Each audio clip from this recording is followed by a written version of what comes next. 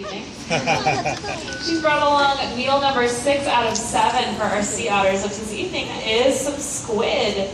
And in addition to squid, throughout the day they eat all kinds of seafood, including clams in the shell, clams out of the shell, mussels, crab, fish fillet, shrimp, all kinds of tasty, yummy seafood. If that sounds yummy, it is because it's restaurant quality seafood.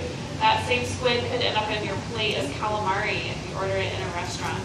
So sea otters in total are eating up to 25% of their body weight every single day just to maintain their metabolism. They're super active in this cold water and they do need to generate a lot of energy. Now to stay warm in the water, it looks like they're kind of floating around and getting wet, but their fur is so dense, in fact the densest fur of any animal in the animal kingdom, so dense that it protects their fur or their skin underneath by trapping a layer of air and keeping their skin totally dry. So that underlayer of fur is not actually getting wet. The top hair or guard layer actually is soaking that water right off. So they do a lot of grooming, making sure that their fur stays nice and clean. It's super important to them in their survival in the water. And I will try to introduce the 3 females that we're looking at here, and Reed will point to the one that they're talking about, because I can't always tell them apart. But we'll start with Lutas, who's the most distinct. She's got that lighter colored head. Lutas is the oldest, our female grandma here at the aquarium. She was actually rescued from Alaska when she was a young pup and was raised here at the aquarium. And then she's gone on to raise her own pups, who have gone on to raise their own pups. She's a great mom. And her daughter, Aniak, is located in the exhibit just around the corner from us here. So that's Lutas. She is 18 this year. Her granddaughter is Siku. Siku, who is that closest to the window read?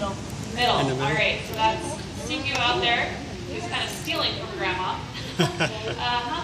And Siku was actually turned 3 years old this year. She was born here at the aquarium and is doing great. And then our youngest sea otter in there closest to the window there is Mishka. Mishka was rescued just this past year as a young pup in Alaska. She was caught in a fishing net, and the fishermen brought her to Sea Life Center up in Alaska.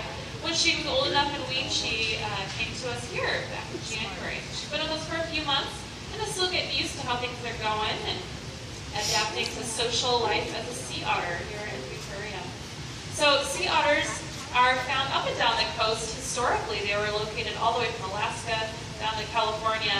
But during the fur trade, for that beautiful, dense, thick fur, they were heavily hunted. And in fact, our local population along the Washington coast was hunted to extinction. So the animals that are out there currently, the population was reintroduced back in the 70s. They took individuals from the population up in Alaska and reintroduced them, and from those population of several dozen, now we have a population of about 1,300, I believe. And the aquarium is heavily involved in that census data, making sure that the population is continuing to grow and stay healthy.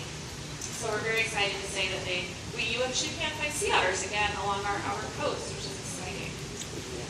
All right, they're making quick work of that squid there. They've got real strong teeth, big strong claws. Typically a sea otter would dive down deep to forage for their food and tuck it into their loose armpit pockets, and then come back up to the surface and kind of do what you're seeing here, laying on their bellies, putting their food on their belly like a table, and making quick work of it. Again, a sea otter's day is pretty much eating, foraging, sleeping, and grooming. So they're very active, very curious animals.